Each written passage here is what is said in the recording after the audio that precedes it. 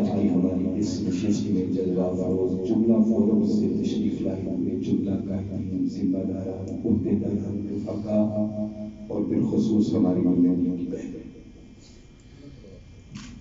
سب سے پہلے وہ آپ احباب کو آج کے اس شاندار اجلاس کے انعقاد پر مبارکباد پیش کرتا ہوں، جس میں تقریباً سارے فورمز کی نمائندگی نظر آ رہی ہے اور ایک عظیم مقصد کے لیے آج مل بیٹھ کر ایک عزم کر رہے ہیں، اور میں امید کرتا ہوں کہ جب سارے مل کر ایک کام کا عزم کیا جائے تو اللہ تعالیٰ اس پر برکت سے دیتا ہے۔ اس اچھے سبق پر آپ کو مبارکباد پیش کرتا ہوں اور یوتھ کے نوجوانوں کو مبارکباد پیش کرتا ہوں کہ انہوں نے اسٹیپ فارورڈ کیا اور ایک بہت بڑا پروگرام دیا۔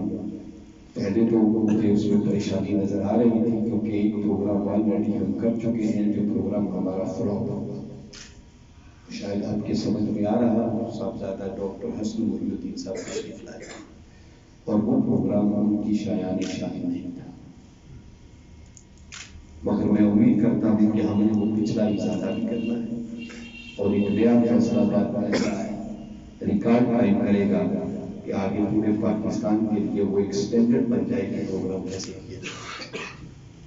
میں یوتھ کے نوجوانوں کو مبارکباد پیش کرتا ہوں جنہوں نے یہ انیشیٹو لیا اور آج سب مل کر اس پروگرام کو کامیابی کے لیے سوچ رہے ہیں، اور میاں صاحب نے بڑے خوبصورت انداز میں اس کے لیے ٹارگیٹس دیے۔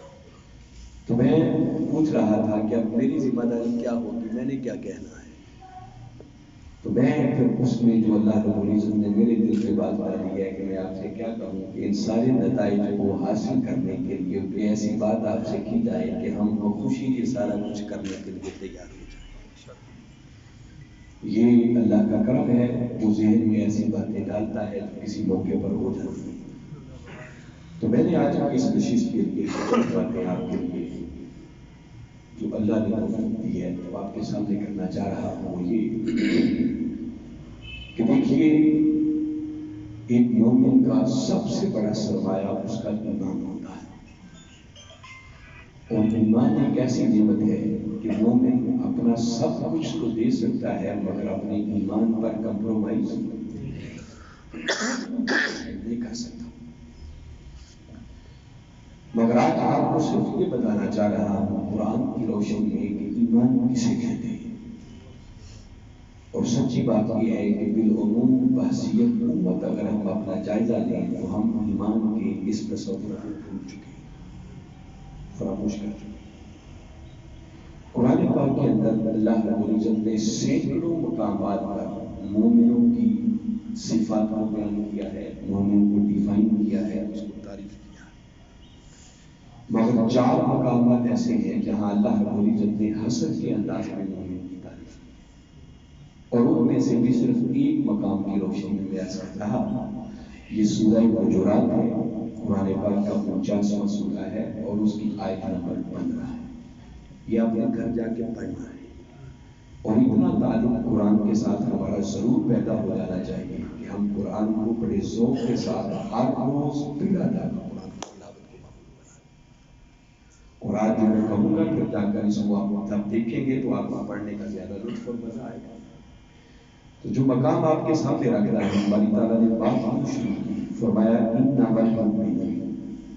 یہ جو انداز ہے نا کہ انما سے بات شروع کی ہے، یہ کل 4 مقامات ہیں قرآن پاک جہاں اس انداز میں بات کی انما المؤمنون، اس کا معنی ہے کہ مومن فقط یہی ہے، اس کے علاوہ کوئی اور مومن کہلانے کا حقدار کون؟ آگے ان کی صفات بیان کی۔ انما یہ کلمہ حصر ہے جس وجہ سے وہ فقط اور یہی کا معنی اس میں شامل ہوتا ہے۔ تو فرمایا مومن صرف وہ ہے الذین آمنوا باللہ ورسولہ، جو اللہ پر بھی ایمان لائیں اور اس کے رسول پر بھی ایمان لائیں۔ یہاں ہماری تعالیٰ نے صرف 2 ہی چیزوں پر ایمان لانے کی بات کی ہے، تیسری چیز کا ذکر نہیں کیا، وہ شامل سب کچھ جو ہوتا ہے اس میں۔ وہ بتاتا ہوں کہ کیوں 2 ہی چیزوں کا ذکر کیا۔ فرمایا مومن صرف وہ ہے جو اللہ پر بھی ایمان لائے اور اس کے رسول پر بھی ایمان لائے، اور ایسا ایمان لائے ثم لم یرتابوا کہ پھر اس ایمان میں شک کی دراڑ پیدا نہ ہونے پائے۔ اور اگر بالکل سادہ لفظوں میں ایک جملہ کہنا چاہوں کہ اس کا کیا معنی ہے تو باری تعالیٰ یہ فرما رہے ہیں کہ اللہ اور اس کے رسول صلی اللہ علیہ وسلم پر ایسا ایمان کہ جو کچھ میں کہہ دوں اور جو میرا رسول فرما دے پھر دنیا ادھر سے ادھر ہو جائے تمہاری عقلوں کی سمجھ میں وہ بات آئے یا نہ آئے ہماری کہی ہوئی بات میں شک کی دراڑ پیدا نہیں ہوتی ایسا ہوتا ہے۔ آج اس حصے پر بات کرنا مقصود نہیں ہے کہ وہ کیا ہے۔ ساتھ باری تعالیٰ نے ایک خوبی اور بیان کی، فرمایا جب تک وہ پوری نہیں ہوگی تو مومن نہیں بن سکتے۔ وہ کیا؟ آگے فرمایا کہ جب اللہ اور اس کے رسول پر ایسا پکا اور سچا ایمان لے آئے تو مومن بننے کے لیے اگلا تقاضا یہ ہے وَجَاهَدُوا بِأَمْوَالِهِمْ وَأَنفُسِهِمْ فی سبیل اللہ، کہ پھر وہ اپنے مالوں اور اپنی جانوں سے اللہ کی راہ میں جہاد کریں۔ اس ایمان کے بعد تقاضا یہ کیا کہ اگر مومن بننا چاہتے ہو تو تقاضا صرف ایک ہے کہ پھر اپنے مال اور اپنی جان سے اللہ کی راہ میں جہاد کیا جائے۔ فرمایا جو شخص یہ تقاضے پورے کرتا ہے، جب آیت کا اینڈ کیا آگے پھر کلمہ حسر استعمال کر کے کہا اولئک هم الصادقون، فرمایا حقیقت میں یہی وہ لوگ ہیں جو اپنے دعوی ایمان میں سچے ہیں۔ یہ آج ہمیں کچھ سوچنے پہ مجبور کر رہی ہے۔ شروع بھی باری تعالیٰ نے کلمہ حسر سے کیا انما کے اور اینڈ اولئک پر فرمایا اگر یہ دو تقاضے پورے نہیں ہوتے تو یاد رکھو آپ کروڑ بار کلمہ پڑھتے پھرو تمہارے ایمان کا کوئی اعتبار نہیں۔ پہلی چیز روٹین کی ہے، اس میں تفصیل میں نہیں جا رہا، اس میں بہت کچھ کہا جا سکتا ہے، اس کے بہت سارے تقاضے ہیں، مگر آج دوسری بات پر میں فوکس کرنا چاہ رہا ہوں۔ یہ جو باری تعالیٰ نے فرمایا مومن بننے کے لیے بنیادی تقاضا یہ ہے کہ کلمہ پڑھ لینے کے بعد پھر وہ بندہ اپنے مال اور اپنی جان سے اللہ کی راہ میں جہاد کرے۔ تو جہاد کا لفظ سنتے ہی فوراً ذہن میں خیال آتا ہے کہ شاید اس کا معنی یہ ہے کہ گن پکڑ لیں، میدان جنگ میں چلے جائیں اور کافروں سے لڑیں۔ یہ جہاد کے وسیع تر کنسیپٹ میں سے ایک چھوٹا سا تصور ہے، اور شاید اس کی نوبت ہر مومن کی زندگی میں آتی نہیں۔ یہ ایک چھوٹا سا مائنر سا کنسیپٹ ہے اصل۔ تو جہاد کا معنی کیا ہے؟ جہاد کا لفظ نکلا ہے جہد سے۔ اس کا معنی ہوتا ہے جہد کرنا، توجہ کرنا، کوشش کرنا، ایفرٹ کرنا، محنت کرنا۔ تو باری تعالیٰ فرما رہے ہیں کہ کلمہ پڑھ لینے کے بعد اگر سچے مومن بننا چاہتے ہو تو بنیادی تقاضا صرف ایک ہی ہے کہ پھر اپنے مال اور اپنی جان سے اللہ کی راہ میں جدوجہد کی جائے، توجہ کی جائے، محنت کی جائے، ایفرٹ کی جائے۔ مگر بنیادی سوال ہے کہ وہ جدوجہد فار واٹ، کس مقصد کے لیے جدوجہد؟ بندہ کوئی ایفرٹ کرتا ہے، کوشش کرتا ہے، محنت کرتا ہے، توجہ کرتا ہے تو کسی مقصد کے لیے کرتا ہے۔ وہ جدوجہد کس مقصد کے لیے کی جائے؟ جو ہمارے ایمان کا تقاضا ہے، جس کے بغیر ایمان مکمل نہیں۔ اس کو اگر سمجھنا ہو تو میں پھر اسی آیت کریمہ کی طرف آپ کو متوجہ کرنا چاہ رہا ہوں، جو کئی مرتبہ بلکہ میں نے کوشش کی ہے کہ جب بھی میں آیا ہوں تو میں نے اپنی گفتگو کا عنوان اسی آیت کو بنانے کی کوشش کی ہے، اور وہ 3 مرتبہ باری تعالیٰ نے کی۔ فرمایا وَالَّذِي أَرْسَلَ رَسُولَهُ بِالْهُدَىٰ وَدِينِ الْحَقِّ لِيُظْهِرَهُ عَلَى الدِّينِ كُلِّهِ۔ فرمایا اللہ وہ ہے جس نے اپنے رسول مکرم صلی اللہ علیہ وسلم کو ہدایت اور دین حق کے ساتھ بھیجا، اور بھیجا اس لیے تاکہ اس کا یہ رسول اس دین حق کو دنیا کے سب باطل نظاموں پر غالب کرے۔ آپ سن رہے ہیں سب لوگ میری بات؟ سب کی توجہ ہے؟ میں چاہتا ہوں کہ آپ کا وقت ضائع نہیں ہونا چاہیے، آپ بڑا قیمتی وقت نکال کر آئے ہیں اور میں آپ سے کچھ کہہ رہا ہوں، جیسے وقت پاس کرنے کے لیے باتیں نہیں کرتا۔ اور میں اپنی خوش قسمتی سمجھتا ہوں کہ جب میں آپ سے خطاب کرتا ہوں نا تو آپ سے بات میں کرتا ہوں، میں پہلے اپنے آپ سے کر رہا ہوتا ہوں۔ تاکہ ہو سکتا ہے کہ باتیں ہمارے سمجھنے کا سبب بن جائیں. بڑی یکسوئی توجہ کنسنٹریشن آپ کی چاہتا ہوں میں، کوئی قصہ کہانی آپ کو نہیں سنا رہا.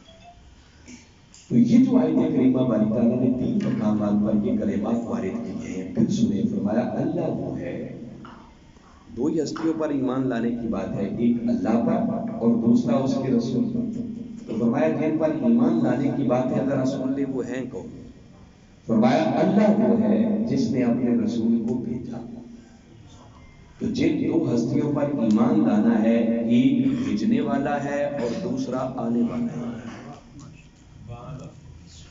فرمایا بھیجنے والا اللہ جس پر ایمان لانا ہے اس کا منشا یہ ہے کہ وہ چاہتا ہے کہ دین حق دنیا کے سب باطل نظاموں پر غالب آئے،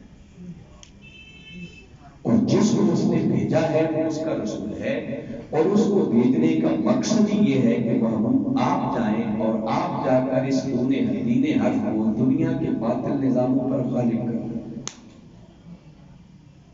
وہ غلبہ دیکھنا چاہتا ہے اور اس دین کو غالب کرنے کے لیے یہ ذمہ داری اس نے اپنے محبوب مکرم صلی اللہ علیہ وسلم کو دی. مگر آج ایک پہلے دلچسپ بات آپ کو بتانا یہ چاہ رہا ہوں کہ کبھی آپ نے یہ سوچا کہ یہ جو اللہ کا منشا ہے کہ وہ چاہتا ہے کہ یہ دین حق باطل نظاموں پر غالب آئے، وہ اسے غالب کیوں دیکھنا چاہتا ہے؟ یاد رکھیں اس میں اللہ کا اپنا کوئی مفاد نہیں، اور اللہ ہماری طرح کے فائدے اور نقصان سے بالاتا ہے. وہ کسی کام کے ہونے سے اس کا فائدہ کوئی نہیں ہوتا اور کسی کام کے نہ ہونے سے اس کا نقصان نہیں. تو پھر اللہ اس دین کو کیوں غالب دیکھنا چاہتا ہے؟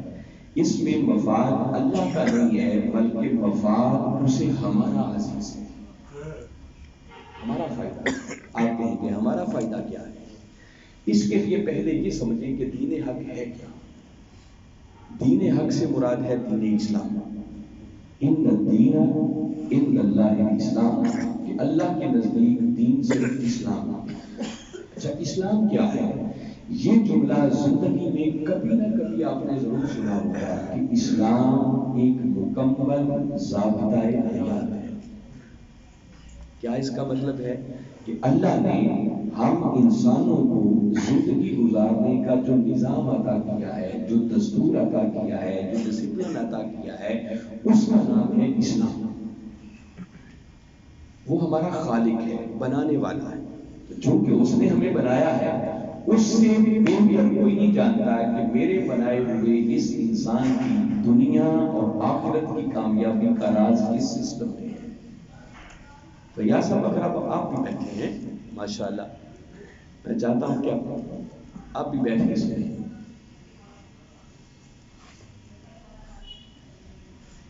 تو چونکہ اس نے بنایا ہے اس سے بہتر کوئی نہیں جانتا. میں اسے سمجھانے کے لیے ایک مثال دیتا ہوں کہ دیکھیے کبھی آپ نے بازار سے جسٹ موبائل ٹیلی فون بھی خریدنا ہو، تو جب آپ یہ خریدنے جاتے ہیں تو جس کمپنی نے اسے بنایا ہوتا ہے اس کمپنی کی طرف سے ساتھ بکلیٹ بھی ملتا ہے، چھوٹا سا کتابچہ ہوتا ہے. آپ ٹی وی خریدیں، کوئی فریج خریدیں، کوئی کار خریدیں، کوئی موٹر سائیکل خریدیں، کوئی نہ چیز فیکٹری والوں کی طرف سے آپ کو کتابی شکل میں ملتی ہے جس میں انہوں نے پورا ایک نظام دیا ہوتا ہے کہ یہ ڈیوائس ہماری بنائی ہوئی ہے، اگر ہمارے اس سسٹم کے مطابق اسے استعمال کرو گے تو اس کی کارکردگی اور اس کی پرفارمنس بہت اچھی ہے. تو ہمارا بنانے والا کون ہے؟ اللہ. تو جب بنانے والا اللہ ہے، اللہ سے بہتر کوئی نہیں جانتا کہ میرے بنائے ہوئے انسان کی کامیابی کا راز کس سسٹم میں ہے. اس نے ہمیں زندگی گزارنے کا ایک نظام دیا کہ ایسے زندگی گزار. مگر انسان کو جب دنیا میں بھیجا تو انسان نے اپنی عقل کے گھوڑے دوڑائے، اس نے کامیابی کے لیے کئی اپنا سسٹم بنا دیا. میں جس سمجھانے کے لیے ایک آدھ مثال دے رہا ہوں، مثلا کسی نے سوچا شاید زندگی یہی چند روزہ ہے، لوٹ مار کرو، مار داڑ کرو، عیاشی کرو، بس یہی کامیابی ہے. اس نے یہی سسٹم بنا دیا. کسی نے سوچا نہیں یہ تو اچھی بات نہیں ہے، طریقہ جائز ہونا چاہیے، وہ اچھا کاروبار ہو، بزنس ہو، وہ اچھا کوٹھی اور بنگلہ ہو، گاڑی شاڑی ہو تو پھر مزہ ہے. کسی نے سوچا کوئی صدارت اور وزارت مل جائے تو اس میں اور ہی کچھ مزہ ہے. پھر آپ قومی سطح پر لے لیں، بین الاقوامی سطح پر لے لیں، یہ حکومتیں طاقتیں اپنے اپنے سسٹم جاری کر دیں. کسی دور میں آپ نے نیو ورلڈ آرڈر کا نام بڑا سنا ہوگا، سنا تھا؟ امریکہ نے جاری کیا تھا، چونکہ وہ سپر طاقت بنی تو اس نے کہا پوری دنیا میرے دیے ہوئے سسٹم کے مطابق، اس کو نیو ورلڈ آرڈر کہتے ہیں۔ تو انسانوں نے کئی سسٹم بنائے، تو باری تعالیٰ نے اپنے محبوب مکرم صلی اللہ علیہ وسلم کو بھیجا کہ محبوب آپ کو بھیج رہا ہوں، آپ جائیں اور آپ جا کر میرے دیے ہوئے اس سسٹم کو دنیا کے سب باطل نظاموں پر غالب کریں، کہ جب میرا دیا ہوا سسٹم غالب آئے گا تو میرے بندوں کو اس کے مطابق زندگی گزارنے کا موقع ملے گا، جب اس سسٹم کے مطابق یہ زندگی گزاریں گے تو ان کی دنیا بھی کامیابی سے ہمکنار ہوگی اور ان کی آخرت بھی کامیابی۔ یہ بات سمجھ آئی ہے؟ یہ فلسفہ ہے پیچھے جو اللہ اس دین حق کو باطل نظاموں پر غالب دیکھنا چاہتا ہے۔ تو مفاد کس کا اسے عزیز ہے؟ ہمارا۔ اب یہ منشا اللہ کا ہے، فائدہ ہمارا ہے، اور یہ ذمہ داری اس نے کس کو دی؟ اپنے محبوب مکرم صلی اللہ علیہ وسلم۔ اب یہ جو وہ کہتا ہے کہ توبہ کرو، جد و جہد کرو، محنت کرو، کوشش کرو، جب تک یہ نہیں کرو گے تمہارا ایمان مکمل نہیں ہو سکتا۔ وہ ایمان کا مفہوم آج آپ کو سمجھانا چاہتا ہوں۔ جب اللہ نے اپنے محبوب مکرم صلی اللہ علیہ وسلم کو اس مقصد کے لیے بھیجا، ہمارے آقا تشریف لائے، جب آپ نے دعوت کے سلسلے کا آغاز کیا، جس کے نتیجے میں صحابہ اکرام نے کلمہ پڑھا اور اسلام کو قبول کر لیا، تو جب میرے آقا نے دعوت کا آغاز کیا تو یوں سمجھیں آپ کی دعوت سے ایک تحریک شروع ہوئی۔ کیا شروع ہوئی؟ تحریک۔ اور اس تحریک کو اگر ہم نام دینا چاہیں تو اس تحریک کا نام ہوگا غلبہ دین حق کی تحریک۔ میری بات کے ساتھ ساتھ چل رہے ہیں؟ اللہ نے ان کو بھیجا کس لیے تھا؟ کہ دین حق کو غالب کرنا ہے۔ تو آپ کی دعوت سے جس تحریک کا آغاز ہوا اس تحریک کا نام کیا ہوگا؟ غلبہ دین حق کی تحریک۔ اور وہ جو آپ کی دعوت کو قبول کر کے کلمہ پڑھ رہے تھے، اسلام میں داخل ہو رہے تھے، وہ کون تھے؟ یہ وہ خوش نصیب تھے جو کلمہ پڑھ کے غلبہ دین حق کے لیے اٹھنے والی اس تحریک کو جوائن کر رہے تھے، اس تحریک کے کارکن بن رہے تھے، اس تحریک کے ممبر بن رہے تھے۔ تو وہ کلمہ پڑھ کے کیا کہنا چاہ رہے تھے؟ وہ کلمہ پڑھ کے اللہ اور اس کے رسول کے ساتھ اپنی اس وفاداری کا اعلان کر رہے تھے کہ مولا جس دین کو غالب کرنے کے لیے تو نے اپنے رسول کو بھیجا ہے، ہم کلمہ پڑھ کے یہ وعدہ کرتے ہیں کہ اس دین کے غلبہ کے لیے اگر ہمیں اپنا تن من دھن بھی قربان کرنا پڑا تو یہ قربانی دینے سے بھی دریغ نہیں۔ باتیں سمجھ میں آ رہی ہیں؟ بہت آسان کر کے آپ تک پہنچانا چاہ رہا ہوں تاکہ حقیقت سمجھ آیا۔ وہ یہ وعدہ کر رہے ہیں، اور اب قیامت تک جب بھی کوئی شخص کلمہ پڑھتا ہے تو اس کے کلمے کے اندر آٹومیٹیکلی یہ وفاداری چھپی ہوتی ہے، اور وہ اللہ اور اس کے رسول کے ساتھ ایمان انہیں پر لاتا ہے۔ وہ وفاداری کا اعلان کرتا ہے کہ مولا جس دین کو لے کر تو نے اپنے محبوب کو بھیجا تھا، اگر کبھی بھی اس دین پر کوئی کڑا وقت آیا تو اس دین کے تحفظ کے لیے ہم کسی قسم کی قربانی دینے سے بھی دریغ نہیں کریں۔ آپ کہیں گے کہ جو میں مفہوم نکالتا ہوں اس پر کوئی قرآن کی آیت گواہ ہے؟ تو میں صرف ایک ہی پڑھتا ہوں، وقت نہیں۔ سورہ توبہ کو کبھی آیت نمبر 111 فرمایا ان اللہ اشتری من المؤمنین انفسهم واموالهم بان لهم الجنہ۔ فرمایا بے شک اللہ نے مومنوں سے یہ سودا کر دیا۔ یہ سودا کن سے کیا ہے؟ مومنوں، جس نے کلمہ پڑھا۔ بس کلمہ پڑھنے سے اللہ سے ایک سودا ہو جاتا ہے۔ سودا کیا؟ کہ اب نہ جان تیری ہے نہ مال تیرا ہے۔ یہ جان بھی میری ہو گئی اور مال بھی میرا ہو گیا۔ اور اچھا سوچیں کہ جب جان اور مال اللہ لینا چاہتا ہے تو وہ لے کے کیا خیال ہے؟ کسی الماری میں ڈیکوریٹ کر کے سجا کے رکھنا چاہتا ہے؟ کہاں رکھنا ہے اس نے ہماری جان اور مال کو؟ وہ جان اور مال لینے کا جو سودا کرتا ہے وہ کہتا ہے جو میرا منشا ہے کہ دین غالب آئے، جس کے لیے میں نے اپنے محبوب کو بھیجا تھا، کلمہ پڑھ کے یہ سودا ہو گیا کہ تم اپنی جان بھی اور اپنا مال بھی میری دی ہوئی ہر نعمت اس دین کے غلبہ کے لیے کھپاؤ۔ فرمایا یہ تمہارا ہو گیا وعدہ۔ اور میں وعدہ کرتا ہوں کہ جب تم اس کام میں لگ جاؤ گے بِأَنَّ لَهُمُ الْجَنَّةَ تو میں خدا تمہیں اس کے بدلے جنت دوں گا۔ یہ مومن کا وعدہ ہوتا ہے اللہ سے، ہم اس وعدے کو فراموش کر چکے ہیں۔ یہ ہمارے ایمان کا تقاضا ہے، میں بتا رہا ہوں، اس کے بغیر ایمان مکمل ہے۔ اللہ نے اس کو آگے اعمال کا حصہ نہیں بنایا، اس جد و جہد کو۔ یہ تو دین کے غلبہ کے لیے جد و جہد ہے۔ دیکھیں دو چیزیں ہوتی ہیں، ایک ایمان اور ایک اعمال صالحہ۔ وہ جب دین پر عمل کریں گے تو وہ اعمال صالحہ بنے گے، مگر اس دین کی سربلندی کے لیے، غلبہ کے لیے محنت جد و جہد، اس کو عمل صالحہ سے بھی بڑھ کر اللہ نے ہمارے ایمان کا حصہ بنایا ہے، اس کے بغیر ایمان ہی نہیں۔ اور یہ بات بھی جو حکیم الامت علامہ اقبال کہتے تھے، یہ شہادت گہ الفت میں قدم رکھنا ہے۔ لوگ آسان سمجھتے ہیں مسلمان ہونا، مسلمانی کوئی اتنا آسان کام نہیں ہے کہ بس نمازیں پڑھ لی، روزے رکھ لیے، حج عمرہ کر لیا تو سوچا ایمان کا تقاضا پورا ہو گیا۔ اگر وہ دین ہی غالب نہ آیا جو اللہ دیکھنا چاہتا ہے تو اس نے ہماری کلمہ پڑھنے کو آگ لگا دیا، کیا کرنا ہے اس نے؟ ہماری کلمہ پڑھ کے تو یہ وعدہ کیا تھا ہم نے اس سے۔ حضرت اقبال ہی کہتے تھے نا، میری زندگی کا مقصد تیرے دین کی سرفرازی۔ اس لفظ پر غور کریں، یہ وہی دین کے غلبے کی بات ہو رہی ہے۔ میری زندگی کا مقصد تیرے دین کی سرفرازی، میں اسی لیے مسلمان، میں اسی لیے نمازی، اسی پر بھی زور ہے، میں اسی لیے مسلمان۔ کس لیے؟ کہ یہ دین غالب آ جائے، اور اگر دین ہی غالب نہ آیا تو اللہ نے ہماری مسلمانی کو کیا کرنا؟ ذرا چشم تصور میں لائیں اب اس بات کو، جو میں نے جتنی چند باتیں ٹوٹی پھوٹی آپ کے سامنے رکھی ہیں، ہم اپنی زندگیوں کا جائزہ لیں اور اپنے کاموں کی ترجیحات کی لسٹ بنا لیں۔ یہ دین کے غلبہ کے لیے جد و جہد کرنا، یہ اس ترجیحات کی لسٹ میں ایگزسٹ ہی نہیں کرتا ہے، اور دعوے دار ہیں کہ ہم سے بڑا مومن اور کرنا چاہیے، اس کو سوچنا چاہیے۔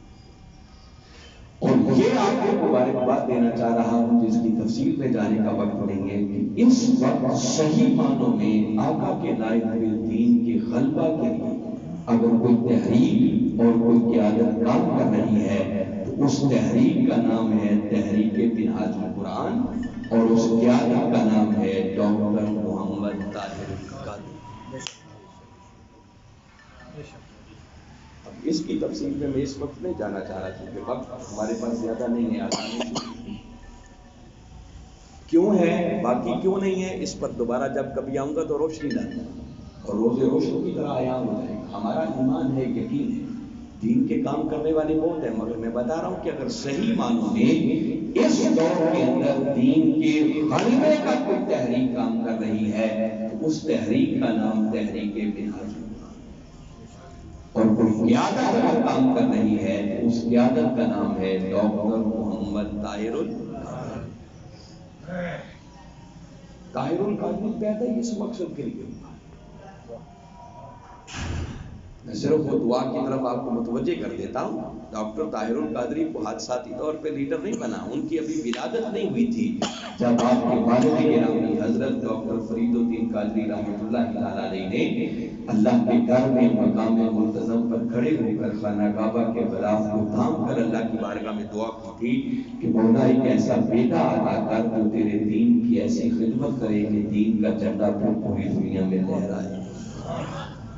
اس مقصد کے لیے ان کو مانگا گیا تھا، اور اس دعا کی قبولیت کے نتیجے میں کمری والے آقا صلی اللہ علیہ وسلم نے خوشخبری دی تھی کہ فرید الدین مبارک، تیری دعا قبول ہو گئی، اللہ تجھے اس مقصد کے لیے بیٹا دے گا، اس کا نام بھی طاہر ہے۔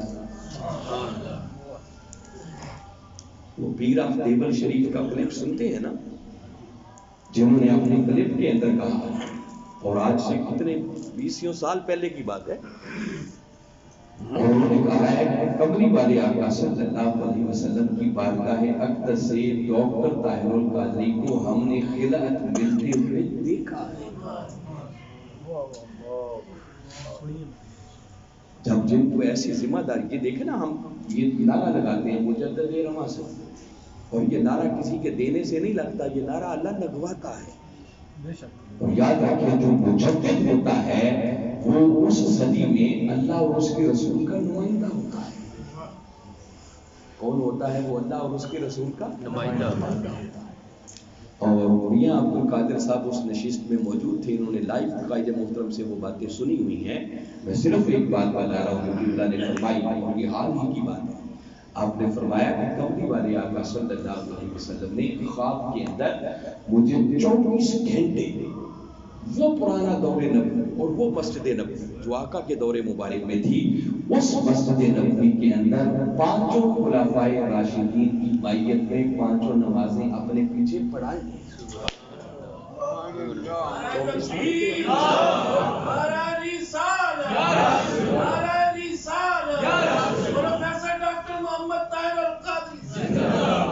جن کو وہ نمائندہ بناتے ہیں پھر وہ نمائندے کے پیچھے پورا کھڑے ہوتے ہیں۔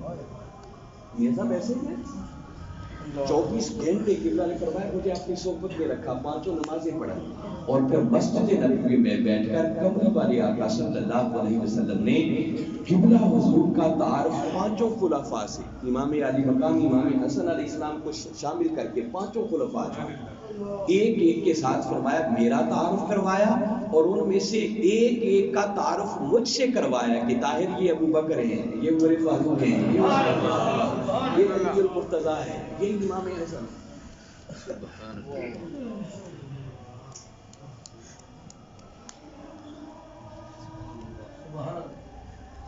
سب کو بات ایسے ہوگا،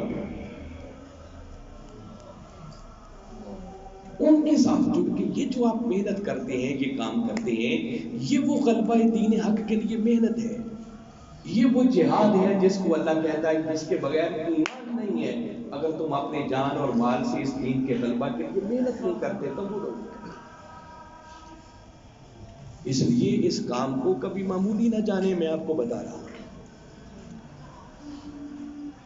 یہ بہت عظیم نوکری ہے جو معلوم نہیں کس کے صدقے اللہ نے ہمارے اوپر کرم کر رکھا ہے، کس تحریک کے ساتھ ہمیں جوڑا ہوا ہے۔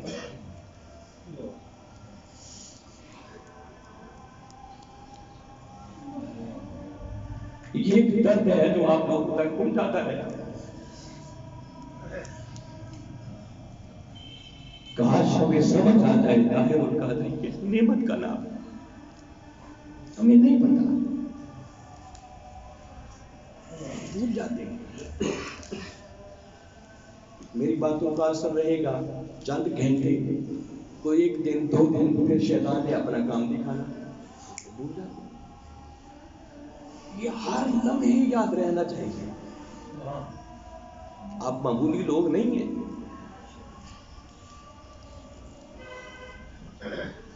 اور میں بندہ آپ کو بتا رہا ہوں میرا ایمان ہے، میرا یہ یوں سمجھیں کہ ایمان ہے جو میں کہہ رہا ہوں، اس میں کوئی دوسری رائے نہیں۔ اس وقت قوم پر عذاب ہے، پاکستانی قوم عذاب میں مبتلا ہے، اور یہ عذاب کیوں ہے؟ ممکن ہے آپ میں سے کئیوں کی نظروں سے مختلف گزرا، یہ صوفی برکت علی لدھیانوی رحمۃ اللہ تعالی علیہ کی طرف سے ان سے منسوب یہ کلپ فیس بک پر گردش کر رہا ہے۔ انہوں نے اپنے مریدین کو کہا تھا کہ دعا کرو کہ ڈاکٹر طاہر القادری اس قوم کو باہر نکلنے کے لیے نہ بلائے۔ اگر ڈاکٹر طاہر القادری نے اس قوم کو آواز دی بلایا اور یہ کام نہ نکلی، قوم نہ نکلی، تو یہ اللہ کے عذاب سے کبھی بچ نہیں سکے گا۔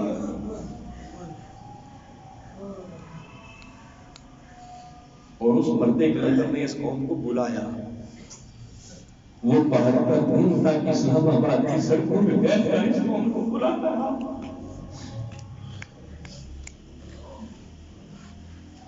اور ایسا نہیں ہے کہ قوم تک آواز نہیں پہنچی اس کی، قوم سارا دن انتظار کرتی تھی کہ آج طاہر القادری کیا کہے گا۔ الیکٹرانک میڈیا کا ہر چینل سب کچھ روک کر صرف طاہر القادری کو سنواتا تھا، قوم گھر بیٹھ کے سنتی تھی اور اپریشیٹ کرتی تھی، طاہر القادری زندہ باد، اچھی باتیں کرتی۔ مگر نکلیں گے نہیں. حضرت موسیٰ علیہ السلام کی قوم کامیاب ہو گئے تو ہم آپ کے ساتھ آگے باہر نہیں آئیں گے. تو عذاب تو آنا ہے. بس دعا یہ کریں کہ اللہ جلدی اس عذاب سے گزار دے.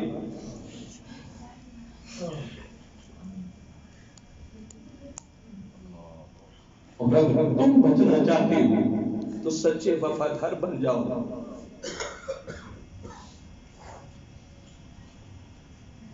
کہیں ہماری گرفت نہ ہو جائے. کرنا صرف اتنا ہے جو قائد کہتا ہے. اس وقت وہ نہیں کہہ رہا دھرنے دینے, وہ نہیں کہہ رہا سڑکوں پہ نکل کے احتجاج کرنا. وہ کہتا ہے بس بندوں کو شامل کرو, اب اس وقت کو گین کرو, فائدہ اٹھاؤ اس سے. اور ہماری زبانیں بند ہیں, ہم کسی کو کہنے کے لیے تیار ہیں. سادہ سادہ کام ہے, درس قرآن کرنا, حلقات درود کرنا, فہم دین کے ذریعے قبلہ کے کلپ سنوا دو, اور کر کے کیا کریں, لوگوں کو دعوت دو, بابا جڑو اس مشن کے ساتھ. کیونکہ جو جڑے گا یہ بنیادی قرآن کشتی روح ہے. جو اس کشتی میں سوار ہوگا اللہ دنیا کے فتنوں سے بچائے گا, قبر کے فتنوں سے بچائے گا, حشر کے فتنوں سے. میں تو صرف یہ احساس آپ لوگوں کے ذہنوں میں اجاگر کرنا چاہ رہا ہوں کہ ہمیں پتہ چلے کہ یہ نعمت کتنی بڑی نعمت ہے. کہیں اس کے بغیر ہی آنکھیں نہ بند ہو جائیں ہماری.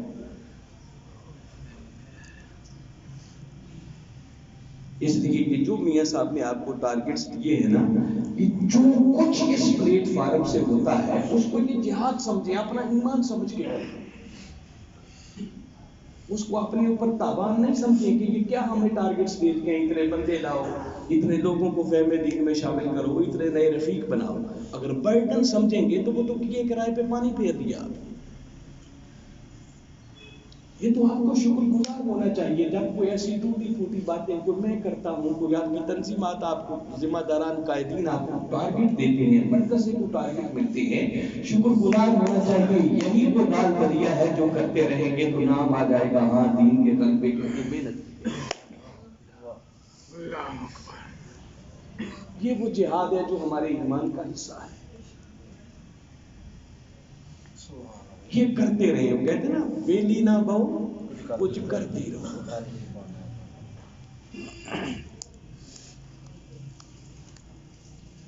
اور یہ اللہ نے موقع دیا ہوا, کچھ کر لیں بس, ورنہ پتہ نہیں آگے کب بند ہوتا.